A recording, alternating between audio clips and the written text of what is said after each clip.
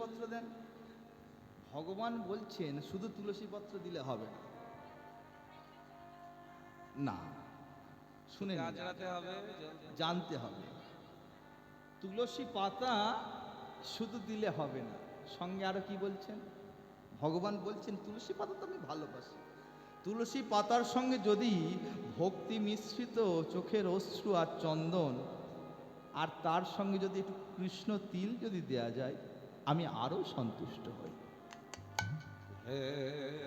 এবার ভক্তমণ্ডলী মায়ের একটা কথা বলবো, তিল কিভাবে সৃষ্টি হয়েছিল জানেন? বলবো? হ্যাঁ, আজ যদি বলেন বলবো বলবো, না হলে ছেড়ে দিই, থাক বলি। হ্যাঁ, হ্যাঁ, ঠিক আছে, বসো মা। হরি বল। হরি বল। আচ্ছা না, ছোট করে বল।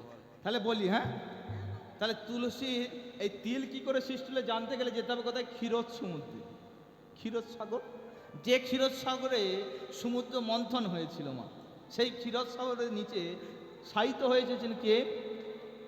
ভগবান শ্রীবিষ্ণু। অনন্ত নাগের ওপরে শায়িত হয়ে রয়েছেন ভগবান শ্রীবিষ্ণু।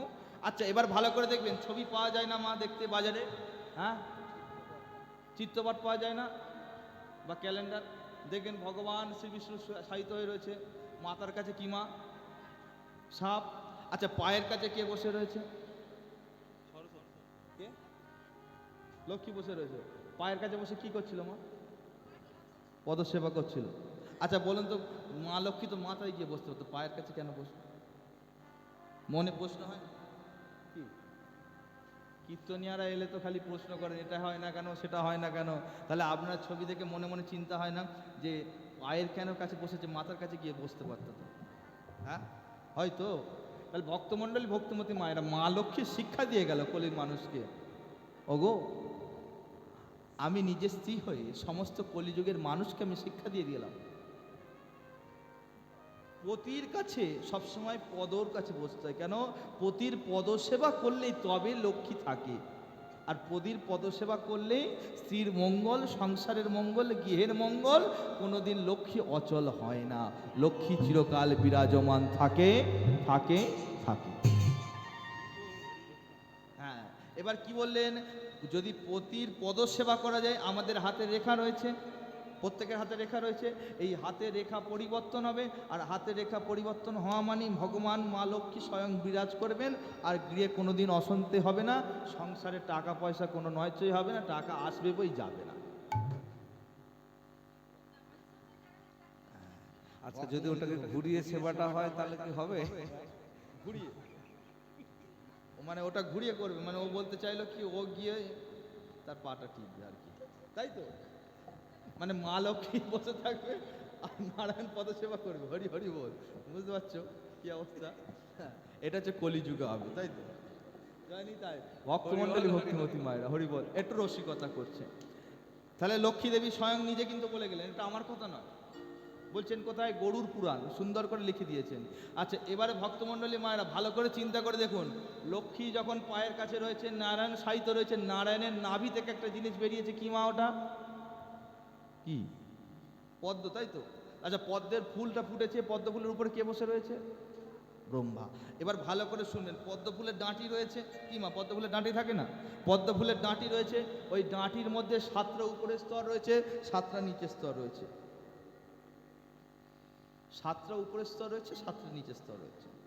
ভূ ভুব স্বর্গ লোক মহ, নিচে মত্ত পাতাল রসাতল মহাতল, এই নিয়ে 7টা তল রয়েছে, উপরে 7টা নিচে 7টা, তার মাঝখানে একটা তল রয়েছে। যে মাঝখানে তলটা রয়েছে, সেই মাঝখানে স্থলে কারা রয়েছে? আমরা রয়েছি, এই আমাদের মতো কলির মানুষরা রয়েছে। তাহলে এবার ভক্তমণ্ডলী মায়েরা, কথার মধ্যে ফিরে আসে যাক, তিলের সৃষ্টি কোথা থেকে হয়েছে? ভগবান যখন শায়িত হয়েছিলেন, আমাদের কানে ময়লা হয় না?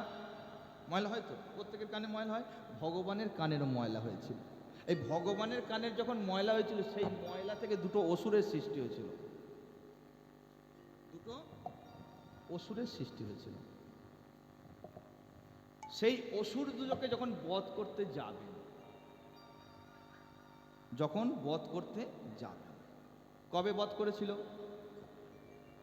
আমাদের ক ঘন্টায় দিন হয় মায়েরা? ক ঘন্টায় দিন হয়?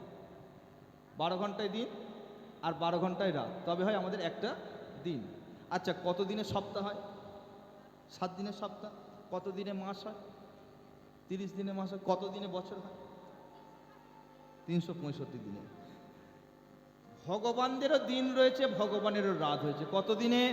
6 মাসে হয় দিন আর 6 মাসে হয় রাত। এবার 6 মাস দিন 6 মাস রাত কি করে বুঝবেন? হ্যাঁ, মাঘ ফাল্গুন চৈত্র বৈশাখ জ্যৈষ্ঠ আষাঢ়, এটা হচ্ছে দিবাকাল। আষাঢ় শ্রাবণ ভাদ্র আশ্বিন কার্তিক অঘ্রাণ পৌষ, এটা হচ্ছে রাত্রিকাল।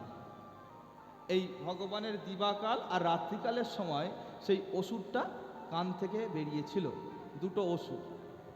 সেই অসুর দুটো যখন বেরিয়েছিল, সেই অসুর দুটোকে বধ করবার সময় ভগবানের ঘর্মবিন্দু হয়েছিল কি মা? ঘাম বেরিয়েছিল, ঘাম। ভগবানের গা থেকে ঘর্ম ফোঁটা এই মর্তভূমিতে পড়েছিল। আর এই মর্তভূমিতে পড়া মাত্রই একটি বৃক্ষ সৃষ্টি হলো, যে বৃক্ষটির নাম হচ্ছে তিল বৃক্ষ। আর একটা জিনিস পড়েছিল কি? ভগবানের লোমকুশ, লোম। দেখবেন মাথার চুলটা শক্ত হয় আর লোমগুলো একটু নরম হয়, আর লোমগুলো একটু খসখসে হয়, দেখবেন। এই লোমকূপ পড়েছিল মাটিতে, লোমকূপ থেকে সৃষ্টি হলো কি? কুশ গাছ।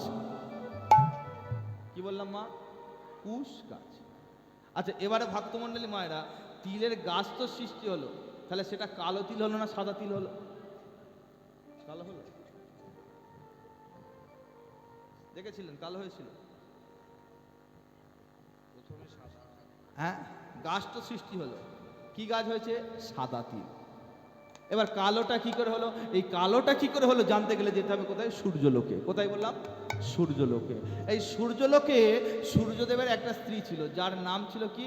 সংজ্ঞা। কি বললাম মায়েরা? সংজ্ঞা। এই সংজ্ঞা সূর্যদেবের সাথে যখন বিবাহ করেছিল, সূর্যদেবের এত জ্যোতি, এত তেজ, সূর্যদেবের চোখের দিকে কোনোদিন তাকাতে পারতো না, সূর্যদেবের কাছে যেতে পারতো না। কেন যেতে পারতো না?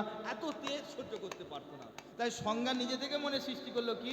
যে আমি এই তেজ সহ্য না করতে পেরে আমার নিজের দেহ থেকে, সংজ্ঞার নিজের দেহ থেকে নিজের মতো সুন্দর দেখতে একটি নারীর সৃষ্টি করলো, যার নাম দিল ছায়া। কি বললাম মা? ছায়া। এই ছায়াকে বললে কি? তুমি আজ থেকে আমার স্বামীর সাথে সংসার করো, আমি যাব কোথায়? বনবাসে ভগবানের সেবা করতে। ভক্তমণ্ডলী, ভক্তিপতি মায়েরা, বলুন তো মায়েরা, নারীদের মন, একটা পর পুরুষ যদি, পরের স্ত্রী যদি একটা নিজের স্বামীর কাছে আসে, কেমন মনে মনে হবে না? চিন্তা হবে না যে যদি পরের স্ত্রীটা যদি আমার স্বামীর সাথে থেকে যায়, আমার সংসারটা রসাতলে হয়ে যাবে, আমাকে সতীন ঘরের কাঁটা করতে হবে, তাই তো? এই মনে মনে চিন্তা করতে করতে তপস্যার হলো না, আর ভগবান দর্শনও হলো না। সংজ্ঞা ফিরে এলেন গৃহেতে। আর গৃহেতে যখনই না ফিরে এসেছে, সংজ্ঞা দেখতে পাচ্ছে ছায়ার সাথে সুন্দর করে সংসার হচ্ছে, এবং ছায়ার গর্ভে একটা সন্তানও এসেছে। সংজ্ঞা যখনই দেখেছে, সংজ্ঞা এসে সূর্যদেবকে বললো, একে বের করে দাও। কেন বের করে দাও? আমি তোমার স্ত্রী। তুমি আমার স্ত্রী? কে দি? কি ব্যাপার? তুমি যদি আমার স্ত্রী হবে, তাহলে এটা কে? প্রভু, এটা হচ্ছে আমারই দেহ থেকে সৃষ্টি, এর নাম হচ্ছে ছায়া। আমি আপনার তেজ সহ্য করতে না পেরে আমার দেহ থেকে সৃষ্টি করেছিলাম এক নারী, সেই নারীটির নাম হচ্ছে ছায়া। এই ছায়ার গর্ভে আপনারই সন্তান রয়েছে। সঙ্গে সঙ্গে ছায়াকে বের করে দিল।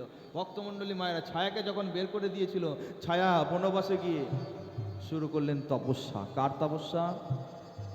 দেবাদিদেব মহাদেবের। আপনারা দেবাদিদেব মহাদেবের তপস্যা করেন তো?